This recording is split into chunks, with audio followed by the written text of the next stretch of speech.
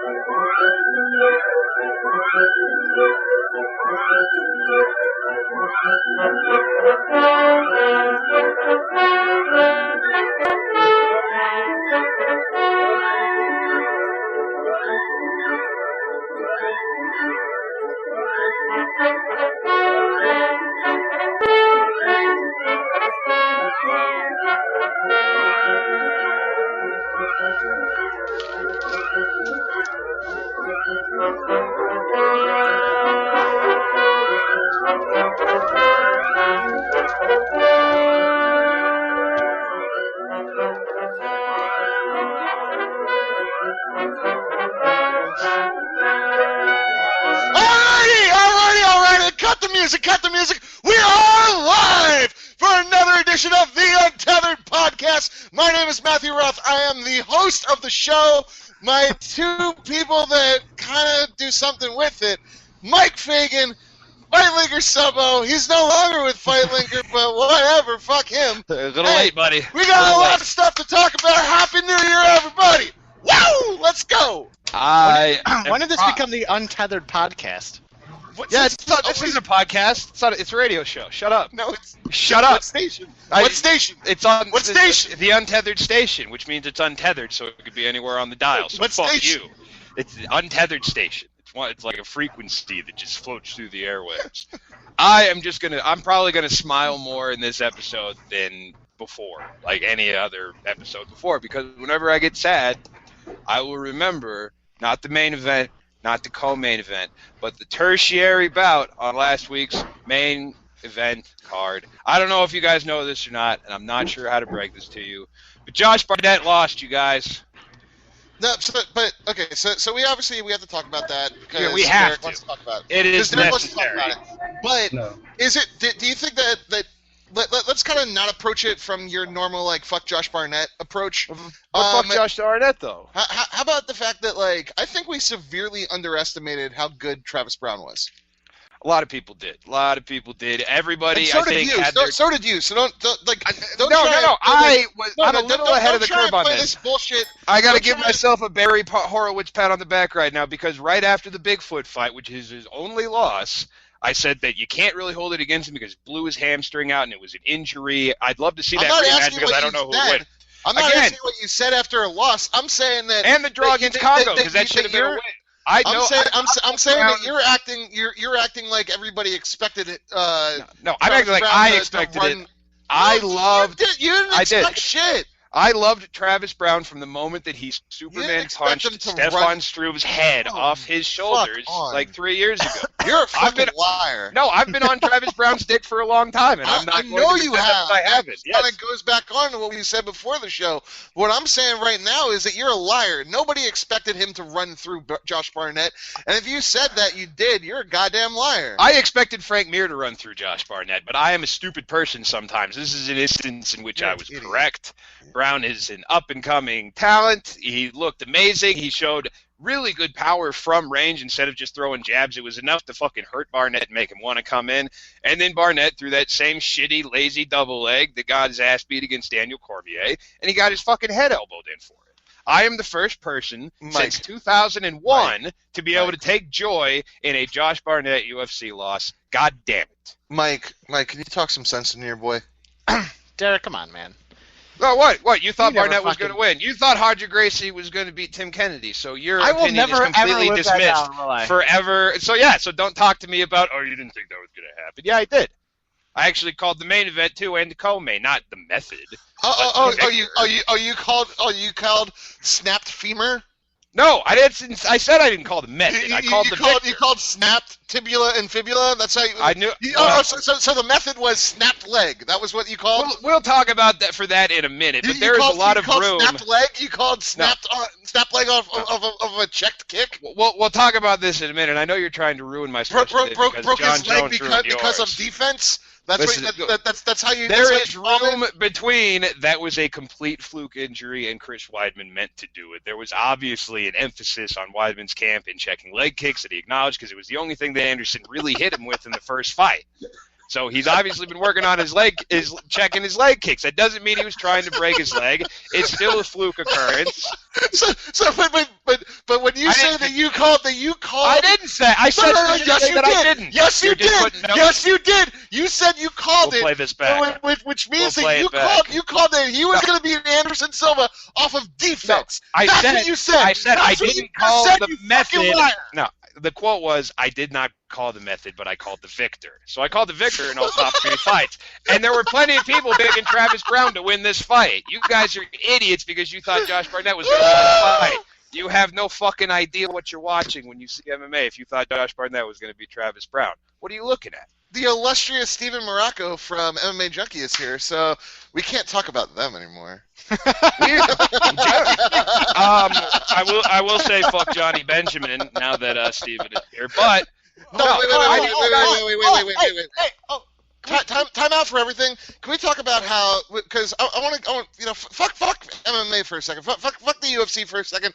Who gives a shit about stuff that already happened? I want to talk about the Fighters Only a Year awards and how, what's with our boy Brent Brookhouse getting cited again for Gareth Davies? It's a meaningless award. Gareth fucking Davies. Well, there's a bunch of things weird about this shit. There's the Journalist of the Year candidates right now: Mike Chiappetta, Gareth Davies, Ben Fowlkes, Ariel Helwani, and John Morgan. And who did better work than Brent Brookhouse this year? Nobody. Steve Morocco did well. No, but I've been pioneering him for a while, or at least saying that he should be at least nominated. I'd say that I have no problem with Fowlkes getting nominated, even though he doesn't really do journalism stuff. He more just does long form, really well written long form stuff.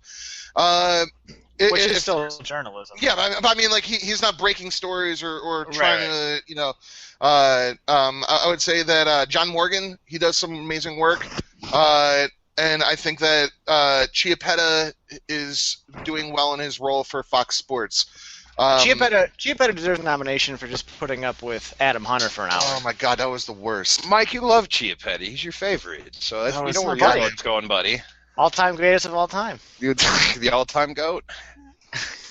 The other thing I thought was funny about these awards is Vitor Belfort nominated for the Charles Mask Lewis Fighter of the Year, not voted for International Fighter of the Year, not nominated for International. How about the fact that they have Fighter of the Year and then Female Fighter of the Year? So there's no chance that a female could ever, in any hypothetical realm, become the Fighter of the Year. Of course not.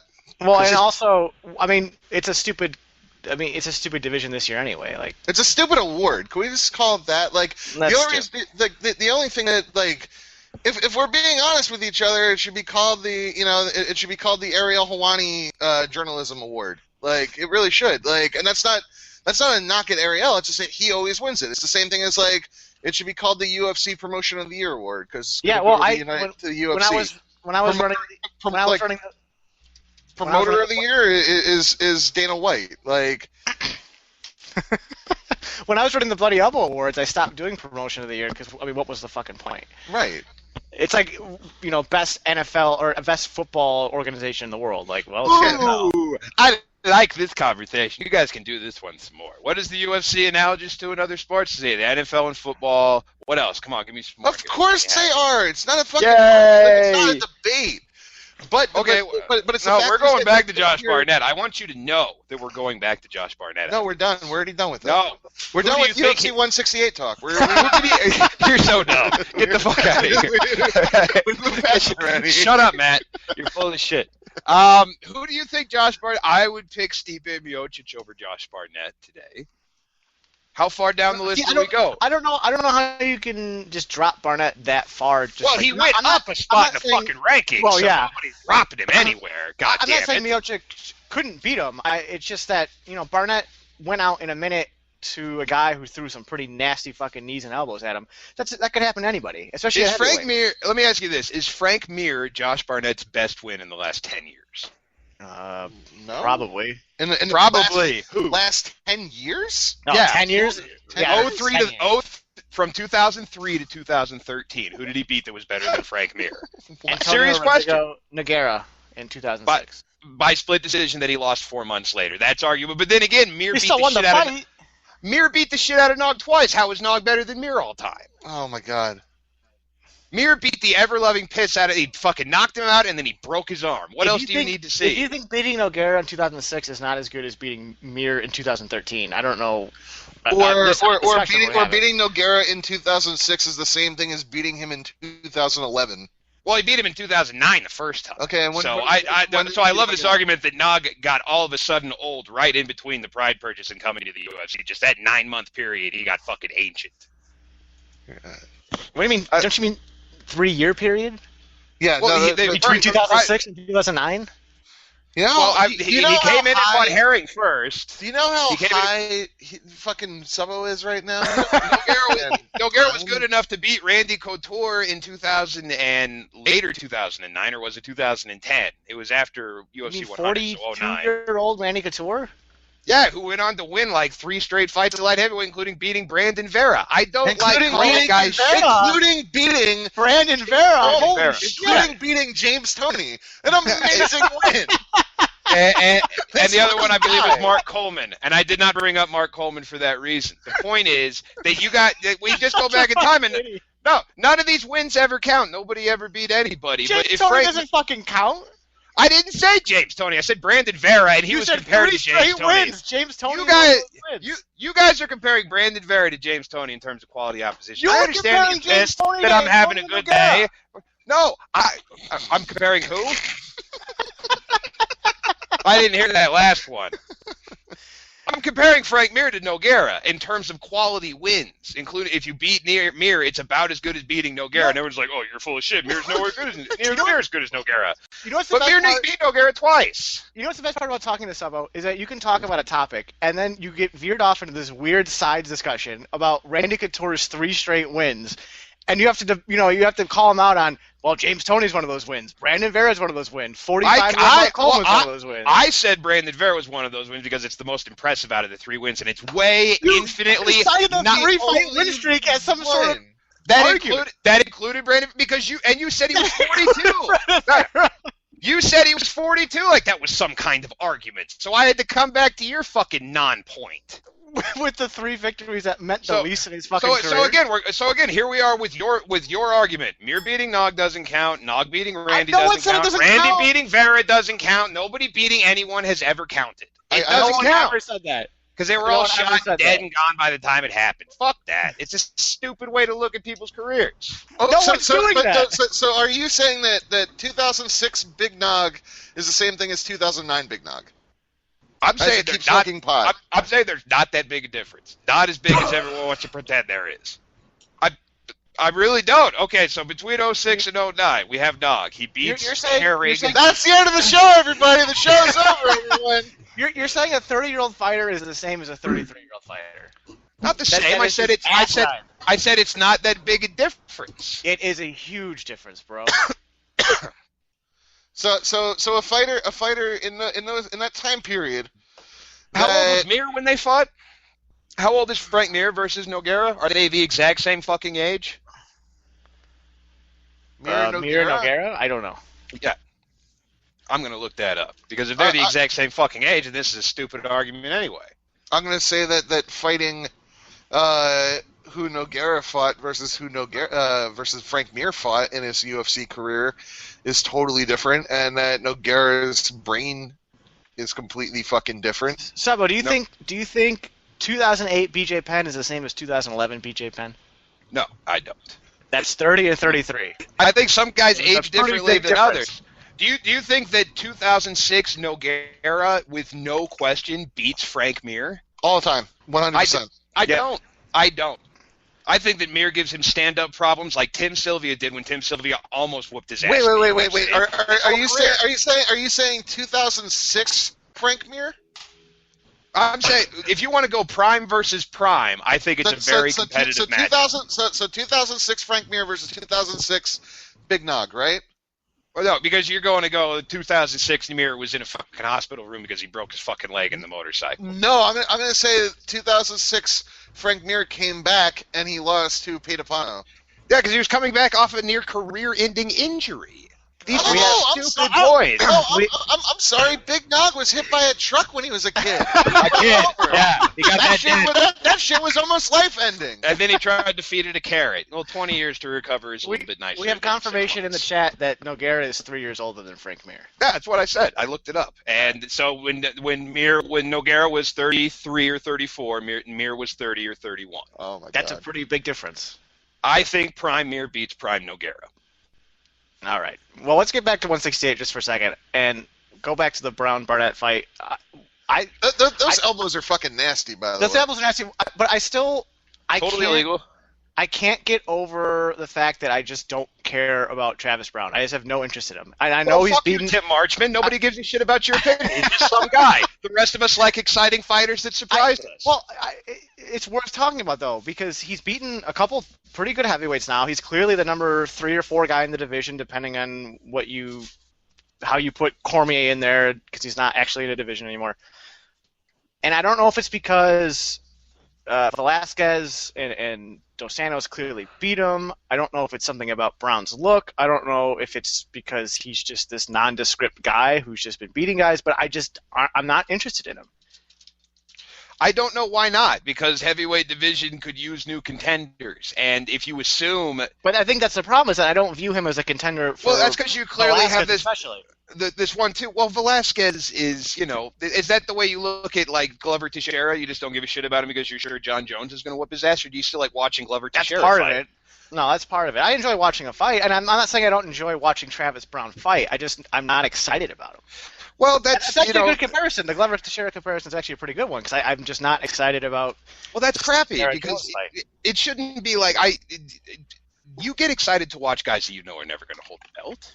You get excited for a Diego Sanchez fight. It's not the same, but you're still going to watch it. You still No, I don't. No, I don't. Don't put words in my mouth. I'm not talking to you. You're not here. don't put words in my mouth. Do you do that at the bar? You just walk up to 2 people talking like, don't put words in my fucking mouth. What the hell is wrong with you? Oh, I'm sorry. I forgot that this Excuse me. And they're just looking at you like, what the fuck are you doing? For a second there, I thought my name was David Bixisman, and I was just interrupting everything. Wow. Nailed it! Boom! And boom goes the dynamite. Yes. Yeah, I don't know what the fuck this MMA junkie writer's doing here. Maybe he's scouting for talent. We're just blowing our auditions right now. That's all. He's just sitting here looking with his little notebook. Like, Subo, you're blowing your chance, Subo. Dude, it's my fucking middle name. But I don't understand not getting excited for Travis Brown just because you don't think, like, there are guys at 145 you get excited for. You don't think that any of them are going to beat Jose Aldo. Like, I can't make that connection between being excited for a fighter and thinking that one day they might be the best in the world. Because there's all kinds of guys that I like that I don't believe it. It's not necessarily that I'm not interested in seeing him fight. It's just, I just know how his story ends. And you thought it ended with a loss to Josh Barnett. You thought Barnett was going to win this fight. Well, me and a lot of people, since Barnett was a minus 200 favorite. Okay, so this idea that you know his ceiling, clearly you've been wrong before about the best guy that he can beat in the world. I mean, regardless of his, being wrong about where his ceiling was before this, You think he can beat Ware Doom? I actually think he might. Who's that's this part of the Ware crazy Doom part about guy? it. Ware Doom. Like I actually think he can beat Verdum. I think you can smoke Verdum. Yeah, but I just because I know the 2 guys at the top, I actually might be interested in watching him fight Dos Santos. I just know if he fought Velasquez, it's like the Jones Teixeira fight to me, where it's just like, okay, it's just going to be the champion defending real easily. Well, I don't know. People didn't really have that expectation during Gustafsson, but I always lean towards and lean on the organic nature of contendership in mixed martial arts. So you never know what's going to happen until it happens, as far as a surprising fight or a close bout or when the champion's going to fall. You mean you have no idea who's going to get the next title fight ever? No. I mean, I don't know what's going to happen in the fight. I take that attitude going into it most of the time, unless it's like a clear cut, like a GSP Diaz situation. where there's really not a lot of ambiguity as to what's going to happen. I think Travis Brown versus Junior Dos Santos. I'm sure Dos Santos is a 3-1 favorite. Oh, but I don't think it's much more than that. But time out. So you said that you have no idea what to expect most of the time, right? Like fights can go either way. Yes, anything can happen in mixed martial arts. Basically. Right. So you didn't know that Travis Brown was going to beat Josh Barnett, right? I was confident that like I said, and I made this comparison earlier. I was confident that Frank Mir would beat Josh Barnett. I was super duper wrong about that. I was the exact same level of confidence that Travis Brown would beat Josh Barnett. So I'm 50-50 on Josh Barnett since he got back into the UFC. But it was a glorious 50 last Saturday. Yeah. Do you want to move on to the women's Fuck side? Josh Barnett, Matt. He lost. It's sad. He lost his first UFC fight in 12 years. Shut up. Go to hell. One thing that I thought was really interesting about the Rousey-Tate fight was that even though it was a pretty considerable one-sided beatdown, it was still exciting to watch, and I think that was a pretty universal feeling for a lot of people. I know I had about 5 or 6 guys over here and 3 women, and all of us were pretty invested in it. All 3 of the women that were here were rooting for Tate. I don't know if that says anything about Ronda Rousey, but it says that girls are stupid. Why? That's basically because they picked Miesha Tate and decided to fucking root for her. Get back in the kitchen. It's terrible, Derek. It's terrible. I'll say this: it was the least anticipated, most anticipated bout of the year. Did you go to the bar, Matt? No, I watched it at a buddy's apartment. It is crazy how many chicks turn out to the bar for a Ronda Rousey fight. And it's girls in groups, and it's regulars having their wives with them, and it's weird. Like, you get a much different ratio. So, anecdotally, when it comes to the bar scene, chicks come out for the Ronda Rousey fights. That's cool. So, I'm bringing anecdotal evidence, you cocksucker. But what was funny about it is that do you have like friends that don't actually watch MMA that talk MMA with you sometimes? Yes. Yes. I at New Year's I went to a party at a brewery, and like everybody knows that I write about MMA, and like all that we were talking, like they were coming up to me like, "Did you see the fight? What'd you think of it? The shattered leg, Ronda Rousey." And it's like, dude, like, what? Who the fuck are you? You watched it? Like, you watched the fights? That's crazy to me. Is that there's still some people that draw casual crowds that people actually want to talk about those fights. Well, I actually had a week before the fight, I was with my brother, and he doesn't really watch fights at all. He'll watch if we're hanging out and the fights are on. But he was asking me about when UFC 168 was. I'm like, oh, it's next week, and he's like, oh, I'm not sure I'm going to make it. And I'm like, oh, well, why did you ask? He's like, oh, I was actually kind of wanting to watch this one. And he's never expressed any sort of interest like that. And that's the first time in a long time that I've had someone that I didn't expect to watch fights You probably watched that weird, like, girl wrestler MMA porn. It was just like, I want to see where they got that from. I want to watch that shit in real life. No, but see the inspiration. But here's a real question, because it was kind of brought up at the presser, or the post-fight presser, where Karen Bryant wanted to kind of like, you've had an amazing career to Miesha Tate, and like she was almost retiring Miesha Tate up at the podium. She was pulling a Joe Rogan? Yeah, but in the post-fight presser, like, oh, I've always enjoyed your amazing fight career, and I've always enjoyed your fights. Like, what's next for you? And Miesha Tate sounded like, I don't know, like, I may be retiring. Like, what does Miesha Tate do from here? I don't know. Does she want to make more money? Because if she wants to make more money, they'll have her fight more, and she can make more money. Like, is she just going to be showing up for a paycheck, I mean?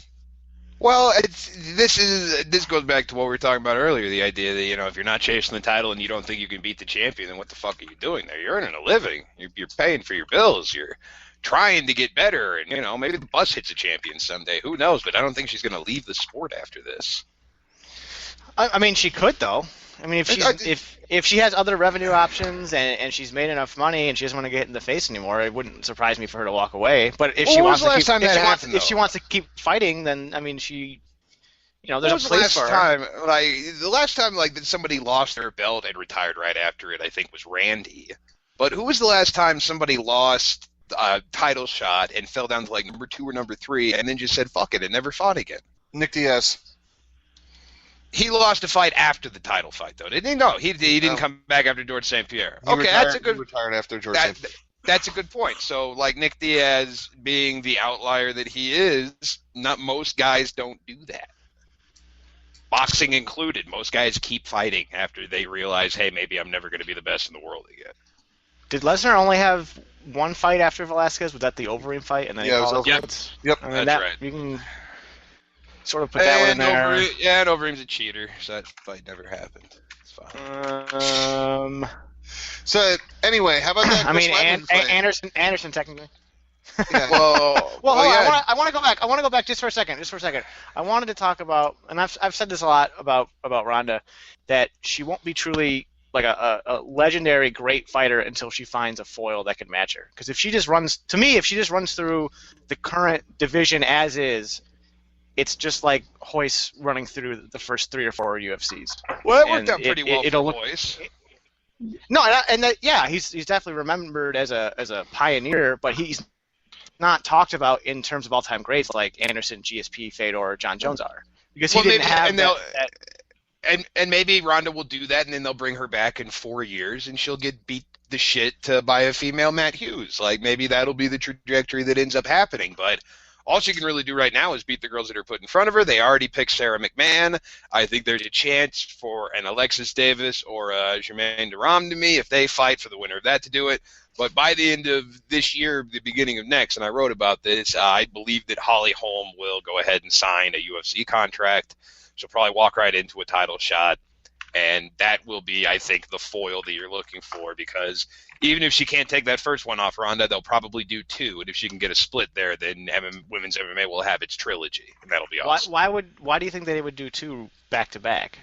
Because I think that Holm will, if what we're talking about is Rousey running through the whole division, and Holm can come in and give like a Gustafsson type of performance where maybe some people have it on her scorecards, maybe she can at least go the distance and not get subbed and look really good in the striking for periods, then at that point the division would be so barren, I think that they'd probably just do Rousey Holm too, in the hopes that Holm would pick here's one the off. big problem. Here's the big problem with what you're saying, though. Like, Holly Holm, she's a really, really decent name, but she's kind of vastly overrated in literally everything.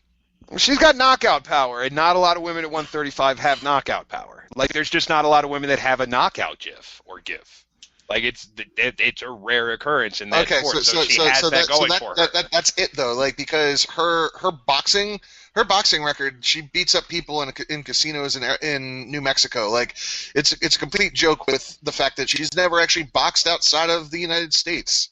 Her kickboxing record, oh yeah, all those fights were booked by her promoter, by her agent. Her last fight in MMA also booked by her agent or by her manager.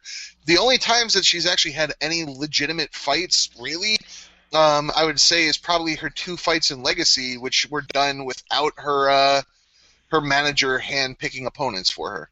Like, and this isn't a knock against Holly Holm. Like, she's really talented and blah blah blah. She's amazing. But she's such a bitch. I hate you so much. But like, if you look at her record and you look at everything, like, all of her boxing fights have been promoted by her manager, and it's a bunch of no-name women that fight in a casino in New Mexico. What? Do the research. It's a joke. It's a joke that she's known as a 5-time boxing world champion. She's not. I did not hear that factoid ever. Dude, if you show anybody that one little highlight of her knocking a girl out, they'll say, I want that girl to fight Ronda Rousey, because no other girl has that little highlight. My question, I honestly don't know much about her. Is her ground game any good? Can she handle herself in the clinch? She's been training with Winklejohn since forever, like, but she's been he was her boxing trainer. She just started she was doing kickboxing too, like, but she was focusing on boxing. So I mean, the majority of let's see, all the way up until 2011, her entire focus was on boxing. So it's very unlikely that she was doing any sort of ground fighting or ground training. Let's see, Albuquerque. The last time she had 1 fight outside of New Mexico, or 2 fights outside of New Mexico, as a boxer. One was in Michigan, and one was in California. Oh, and then she also fought in Colorado to a draw. My bad. So she fought 3 places outside of New Mexico.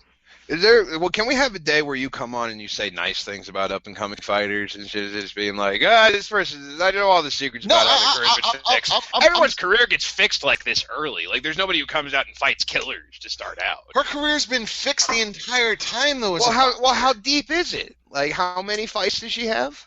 As a boxer? Yeah. How many times? 38. And what's her record total? 33, 2, and 3. So what were the... Damn, 3 out of 3 draws out of that many. Who were the 2 losses to her? Is it anybody worth a shit? Like, did they just mess up in the fixing her, or was that something where they messed up? She got knocked out. Most recent loss was Anne-Sophie Mathis, or Matisse, probably because she's French. She was knocked out in the 7th round, and then what's that chick's rematch. Record? So what's that chick's name? And then an immediate rematch. And Sophie Matisse does not have a Wikipedia page. Is she on BoxRec? I haven't checked her BoxRec. I'm just looking at Wikipedia right now. Sophia, is it one of the M-A-T-T-Y? Mathis. Roth, yeah. Question. What woman at 135 are you going to say is a better striker in the UFC right now? 135? I don't. It's Duran to me or bust. Like, that's the only real option. No. I'm not taking away from Holly Holm as a striker. I'm saying that. Well, yeah, no, you are. You're saying that her whole boxing record is a joke, and she's really not that great. And the question I'm saying that Holly Holm's entire boxing career is. But who cares if she's still better than everyone that she's going to face in the UFC as a striker? Okay, so she's better than everybody in the UFC. That's what you're saying? As a striker. As a striker? Yeah. That's fine, except for the fact that what does she have for a ground game against a ground fighter? This girl that beat her, Anne Sophie Mathis, is 27-3, so no bum. No, she's not but female boxing is a joke. Oh, so they're all jokes. Like, none of them can box. All right, that's good to know. Women's boxing is a joke. It's known as a joke. How about a joke? Are you calling Foxy boxing is known as a joke? How about women's MMA? Is that a joke too? No. That's very serious business. It's starting to not be a joke. Super respectful. Starting to not be a joke. Way to respect what you're covering. I appreciate that. But Holly Holm, coming from that nothing sport of women's boxing, which is jokes, stupid shit joke. Bad. Yeah. Take a step back, buddy. That's all I ask. How about you do some research on one step back? I pulled up the bitch's record that beat her, and she's pretty good. Talk about respect for the sport, Derek. Bet 9 out of 10. What? I can call the quarterback an asshole, but I can't call a female boxer a bitch. That's sexist, Mike. Okay. Before we get on to the main event on Saturday, the UFC announced the Rousey-McMahon fight right after the card ended at the press conference.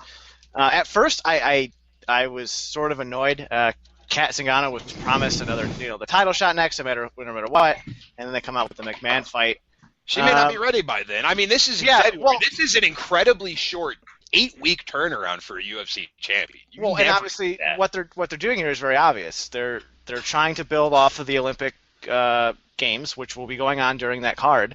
They'll have 2 Olympians in the main event, and then they'll have a 3rd Olympian in the co-main. I didn't think about that. That's very smart. And while I sort of feel bad for Kat Zingano, you have to at least give the UFC credit for the marketing push here, because it's sort of a brilliant idea. If it doesn't work, whatever, but at least you can understand the thought process behind it, and I can respect that. Plus, Sarah McMahon's 33. Best case scenario, you get her another fight or 2 this year.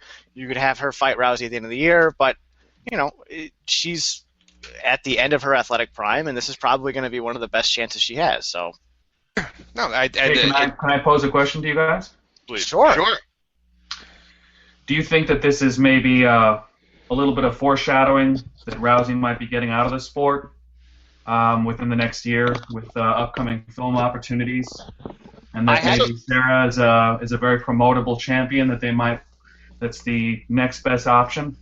That's always been her plan, though, wasn't it? Always her plan to get out of the sport within 3 years or 5 years? She said she does everything in 4-year cycles, and this one will be up the end of this year, and then she has to decide what she's going to do next, or if she's going to do it again. Like, she's But- undecided. Actually, win or lose, that's actually a really good point, though, because if they think Ronda's done at the end of the year or within 2 years even, they want to maximize the value of having her under contract and getting her as many fights as possible. That I hadn't actually considered that angle of it, and that would make a lot of sense. I mean, I think there's a lot of reasons they did this. They needed a better main event for that show. They want her to turn around as quickly as possible because they wasted her for 9 months on the Tough show. But if they think that she's going to leave at the end of the year or within a year and a half or so, then that makes even more sense. Yeah, I was just curious because I think she's gone by the end of maybe next year, but nothing's for sure, and I think the uncertainty. But to me, the booking McMahon as opposed to Zingano indicated to me that they were sort of teeing up something else. Yeah, it's a possibility, and I would be surprised if Rousey's still around in 2 or 3 years. I mean, if Hollywood's going to throw money at her to not get punched in the face, that is equal to or better than the UFC. I don't know why she would stay. It just doesn't make any sort of economic sense. There's not just that, but it's like working within the UFC ecosystem is it's pretty difficult. And Rousey's got some pretty powerful people behind her. She's got a lawyer who's a real pit bull. And I don't know if you guys were you guys aware of what happened with the whole Tough thing? Yeah. Her walking on set and thinking she was going to be fired. Yeah. That didn't come out until they did the screening of Tough back in Boston. But that was a pretty souring experience, I think. And probably, if her managers and the business interests, that are supporting her, can make more money, with movies and entertainment stuff, they're going to push for that over fighting. To say nothing of the fact that, craft service is a lot nicer than the UFC buffet backstage. I know about the stuff that was going on with Tough. I think that it's really just going to come down to the fact that, like, if as you said, if she has better opportunities coming to her, and we're going to see how she does in the Expendables and Fast 7 when it eventually comes out. That'll be the big telling thing for her, because that may be the end of Ronda Rousey as a UFC fighter. Well, did you? I only read one copy of the script, but she had a big role in that Fast and Furious, not Fast, Expendables 3. They actually expanded. What's that? They expanded her role. Like they did like the first couple of readings or with her, and they actually wrote more for her. Yeah, that's not surprising. She's a natural on camera. How many words did Randy Couture say in the third Expendables? 'Cause I think it was about 15 in the first two. Yeah, no, but she's a natural, and I think this could be a calling card. Fast and Furious 7, I don't think is out till 2015. I read something that they were actually delaying it till then, so a lot of other stuff could be in play at that point. Yeah. But yeah, interesting. What the hell is Gina Carano still making movies, or did they do the one horribly overdubbed movie where she was basically like the lead supporting actress and then nothing since? She did Fast and the Furious 6. Yeah, and actually had her own voice. Yeah, and she actually had a pretty decently large role in the film. Like, it's tough for female actresses that are kind of doing action, because there's not many female action roles. But the thing that Carano and Rousey both have going for them is that they can realistically portray that stuff. Of course. If you put like a Sandra Bullock or someone else like that in there, they have to pretend to fight, whereas Carano and Rousey both, legitimately know how to fight. I don't know. Sandra Bullock convinced me that she was fucking weightless, so that was pretty impressive. But bitch can act. I think this is crazy about Gina Carano, and it may be telling, is that they're like, for the new Superman Batman movie, they didn't cast her as Wonder Woman when, like, perfect person to be Wonder Woman. She's not as natural as Rousey on camera, and I mean, obviously, she got a huge bump from Soderbergh, but obviously what they did with the voice and all that stuff, she's a little wooden to me, you know. She always was, though. She always was in interviews. Yeah. In interviews, she wasn't like Steven. You've obviously you've interviewed Rousey a couple of times.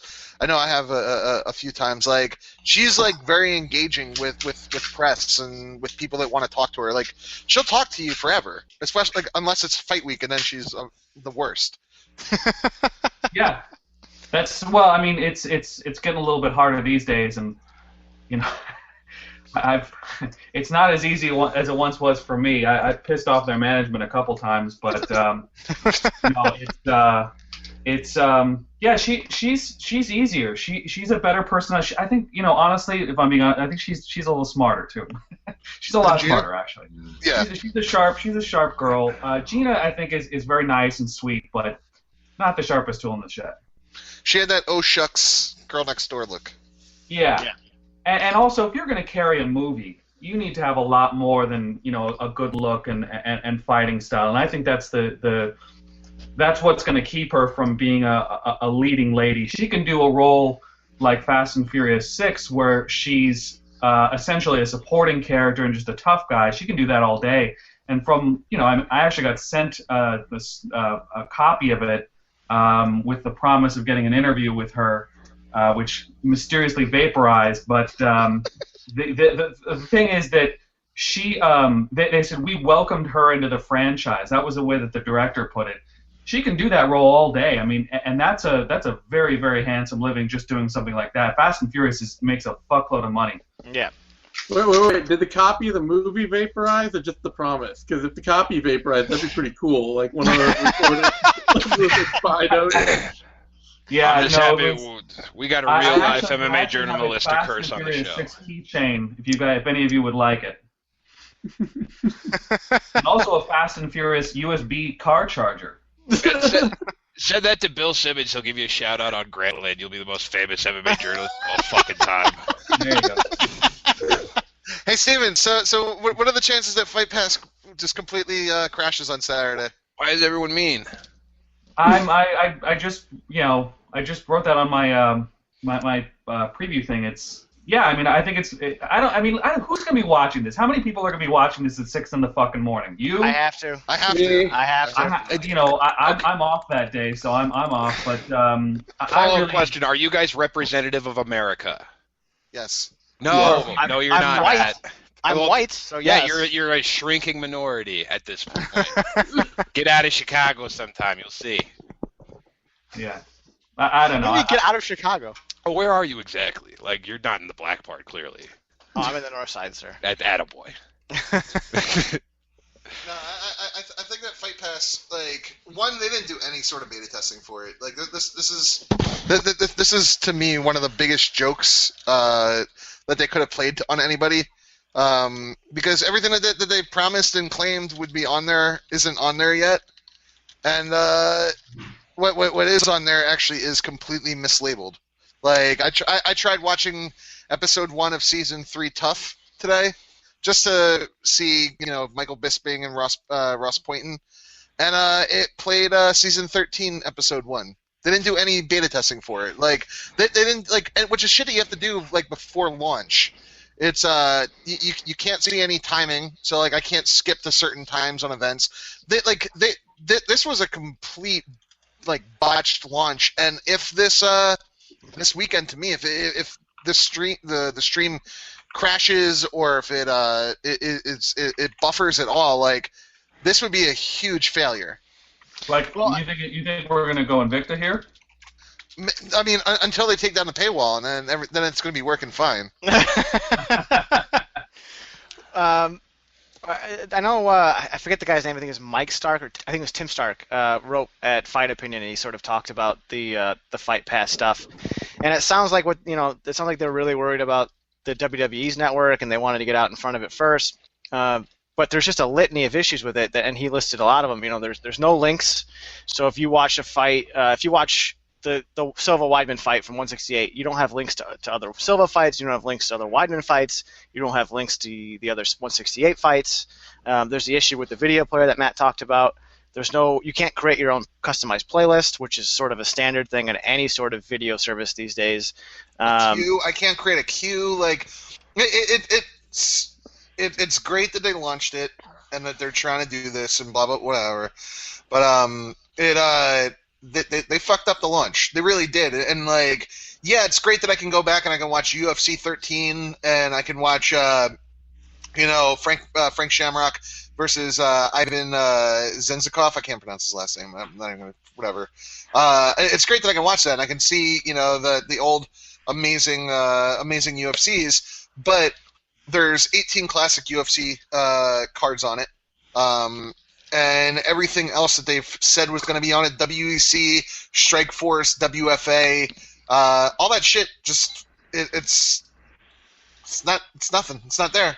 Well, and the other thing too, unless I missed something on the website, the only way to deactivate the account or to suspend your service is to send an email request to UFCTVsupport@UFC.com. There's no option, under your account settings to stop the service. And this is one of the big talking points. Everyone that signed up for it, even for the free trial, had to put their credit card number in. So, I'm assuming a certain percentage of people are going to get charged in March because they forgot, and they're going to have to go through hoops to try to get this thing canceled. One question I have is whether they did it to they rushed this thing to basically give it a domestic platform, or whether they were actually trying to one up the WWE. No, they were trying to one up the WWE, and here's the thing: is like, the WWE's digital network. They've been trying to do this for years. Like they've been trying to do a real television network. They had the Classics on Demand, which you could have paid for with your cable provider. They've had a video library available. It's in some capacity. And when the WWE launches, from everything I've read and everything that's been published, their entire library is going to be available. That means like everything from WWF, WCW, CCW, AWA, literally everything that they own, which is all of North American wrestling, is going to be there. And they already have been doing exclusive web-based content. Like the UFC, it's to me, once this is over, like, we're gonna see people drop off on this Fight Pass, because who gives a shit about watching fights at 3 a.m? I don't. Well, and really, I don't. I think the interesting thing too is that if they did release it when they did to get ahead of the WWE, I don't know if it's a strategy that's going to work for them, because if the WWE network comes out and it just blows it away, that's all people are going to talk about, is that the WWE network doesn't have these bugs. It's got this huge library. You're going to get WrestleMania with it, I think. Is that correct, Matt? You get WrestleMania if you sign up for it right away? If the rumor for WWE is if you pay for the first 6 months, like right at once, you get a WrestleMania included. Yeah, I mean, if that comes out, it's seamless and it's everything that people are talking about. It's going to make the UFCs look like an amateur offering. But Derek, I'd like to hear what you have to say, since you're the one that's going to defend this. Jesus Christ, there's no way to compare. I mean, the WWE probably has 100,000 hours in their video library. They do have 100,000 hours of video. There hasn't been that much MMA that's on tape, let alone that's been decent enough that people would want to watch it. But we've discussed it on the show for the last couple of weeks that the UFC fight library really isn't missing much in terms of relevant UFC or relevant MMA fights from across the world now over the last 20 years. And there's probably not enough there to put on a 24-hour network, but what the WWE is proposing is a lot more with their own network and their own subscription. Is it's probably going to cost more than Showtime or a similar offering. It's a much larger undertaking. What the UFC is doing is easier. But, Grand Theft Auto 5, I'm still waiting for online heists. And despite the fact that game brought in $1 billion in its first 10 days of being out and probably $1 billion more since, they still have issues, and they're still uploading patches. Very few things. What? But there's a difference in that you have the game available to you. Pretty much the full game available to you, right? At this point. Yeah, you have the same. Well, yeah, and it's gotten a lot better since. But its launch was atrocious. You could not log in for the first week and a half. It was that because hold on. Was that because the web servers were just flooded? That was part of it was stress. With Diablo 3. Well, part of it is stress, and part of it is that you can't fully stress test your servers before you go live to the public. It's impossible. But the fact that this is launching at the hour that it is, and that it's going to be available via other means in the countries that are actually going to watch it heavily, and this is more for weird MMA fans in America like us, because we're such a teeny tiny minority of even the pay-per-view audience of an MMA card that's even thinking about buying this thing.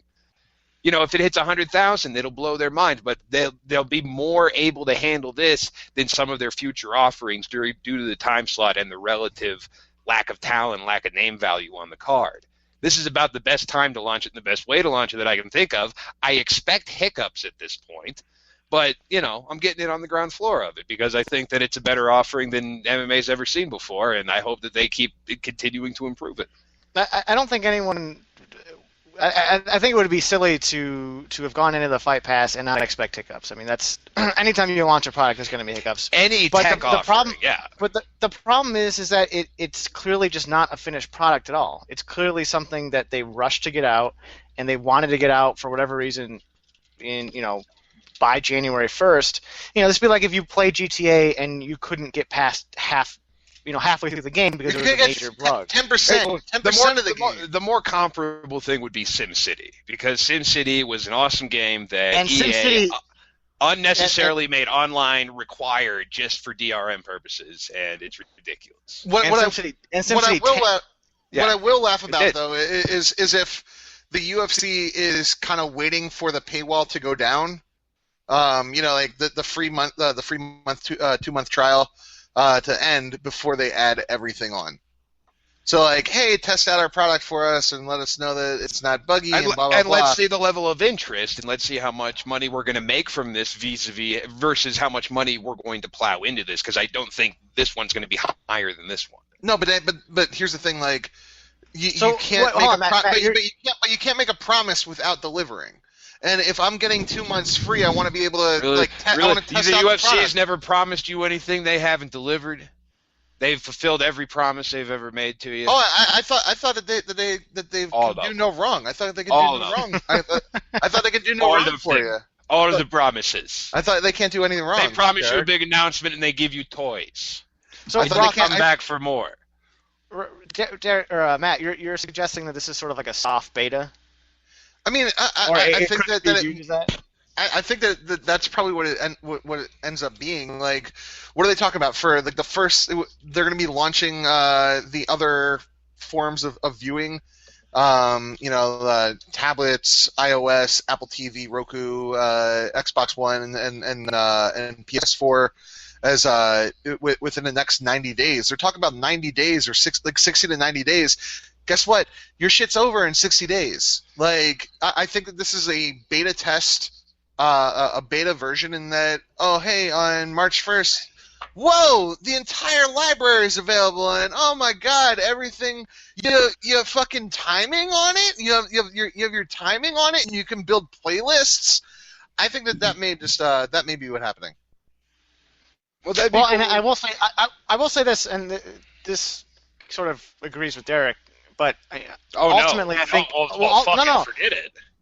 Ultimately, I think the product's going to be a worthwhile product. Once they get the bugs smoothed out, once they sort of add all of the features and all of the library to it, it's going to be hopefully a worthy, interesting product. But I mean, right now it's not there. Writers too. I think you guys underestimate that, especially you, Matt, who doesn't rewatch fights at all. When you're writing a piece, when you're trying to look back on it, the ability to you could just buy a couple of paragraphs just by going back and watching a round of a fight and being like, here's what happened that you don't fucking remember because you didn't rewatch the fight.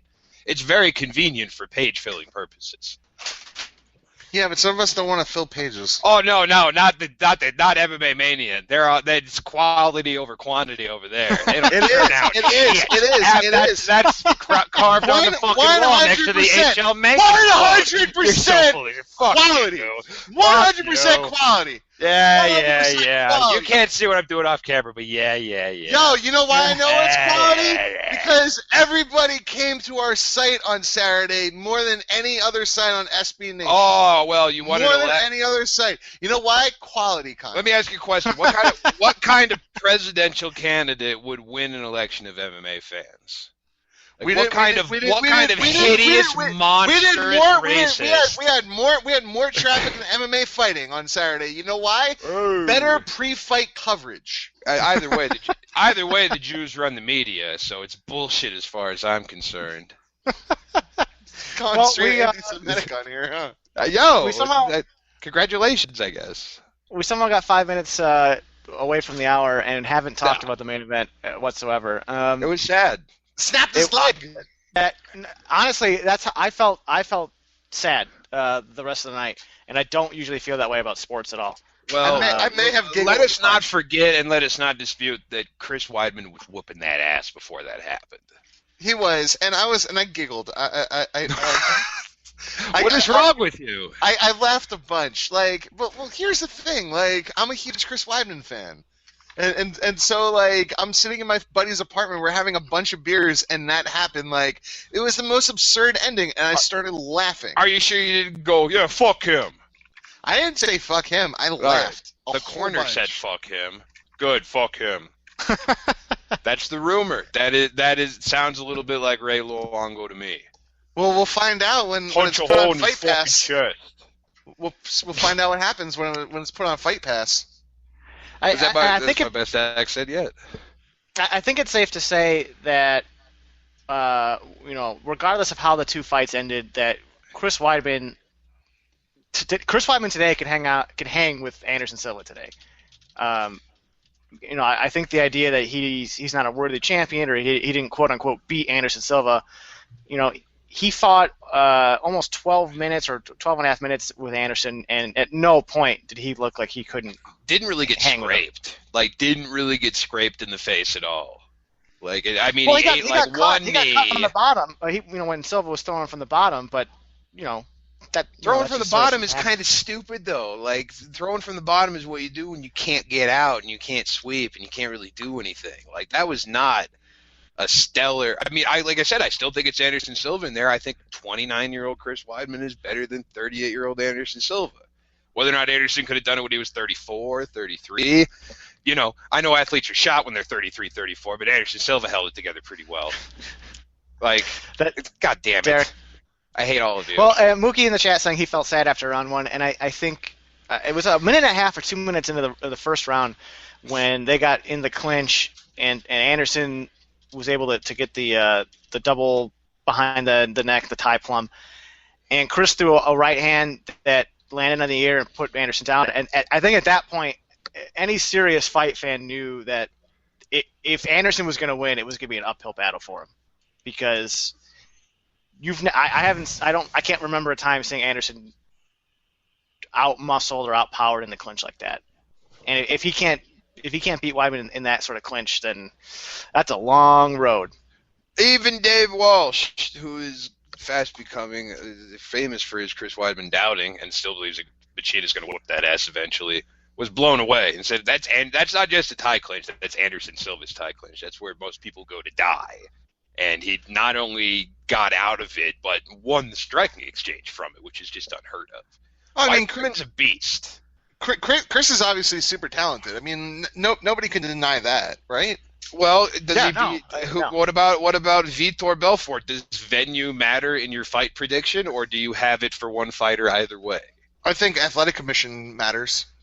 Well, then location does, because it's either Brazil or Vegas. I would love to see it in Vegas or Jersey, just so Zach Arnold can't bitch about it. But I would love to see it in either California, New Jersey, or Las Vegas, just so there's Cali? Because Cali's commission is actually turning around. Who runs it now? It's not Armando Garcia, the infamous. No, Steve, I'm going to need some help. I'm going to need some help here. I can't remember the guy's name. It doesn't matter. What his name is. What's that? I was just doing the Rock quote. It doesn't matter what his name is. I was just leave it on there. It doesn't matter so much about the person at the top, the executive director, it does have a lot of influence as to the direction of the commission. But really, what it comes down to is that any commission worth their salt isn't going to administratively approve him for an exemption, and so then it just comes down to what the commissioners do, and that's where we have the problem. Because as much as I think the executive directors of Nevada, California, New Jersey, they have their hearts in the right place, their heads in the right place for the most part, not all the time, but for the most part, and especially when it comes to this issue, when Keith Kaiser only has so much power. He can only do so much. He can only make a recommendation and not approve it administratively. So then it just comes down to Vitor gets in front of the commission, and these commissioners, half of them are fight fans. Half of them. If you listen to the way that they treated Alistair Overeem, it was ridiculous, and that's where I have the concern, and that's where I think we run into, where it doesn't really matter so much. I mean, it matters a little bit, but it really comes down to what these commissioners are willing to say and what they're willing to do. Now the other issue too is that in addition to being fight fans, they're also local politicians, and they have a vested interest in bringing big fights to their state or their city. Absolutely, and I don't know if you guys read the Las Vegas Review Journal article, but basically, Vegas is getting a bunch of big cards, but they're losing a lot of their lower tier cards. So that means they need the bigger cards more. And if they're going to stay viable as a place where you go take fights, they kind of have to walk this line, and with the way that Francisco Aguilar was talking about their role in the industry, you can see why they might not be as hard as they should be on issues like this. The other thing too, this isn't really a point so much as if Chris Weidman has to defend his belt against Vitor Belfort in Brazil, it's total horseshit.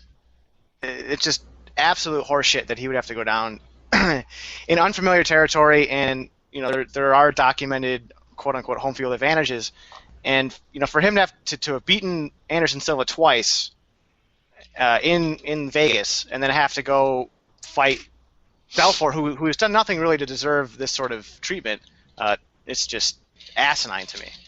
I mean, he what is it? I mean, Weidman's been fighting in front of negative crowds forever, though, man. The original plan for the Super Bowl weekend card, and this is obviously the Gustafsson fight totally changed it, was if Chris beat Anderson again this past weekend, which he did, they were going to try and match up Chris Weidman versus John Jones, and that's coming from some pretty high up people. That was the original plan, was Chris Weidman versus John Jones in New Jersey Super Bowl weekend. That's dumb and stupid. No, it's not. That's an amazing idea.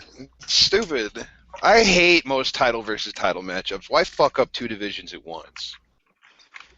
I typically enjoy those sort of super fights, and I don't understand why they would want to sacrifice Weidman into Jones. I don't understand the logic behind it. Because it's a super fight, and it has nothing. There's no indication and no problem on his record.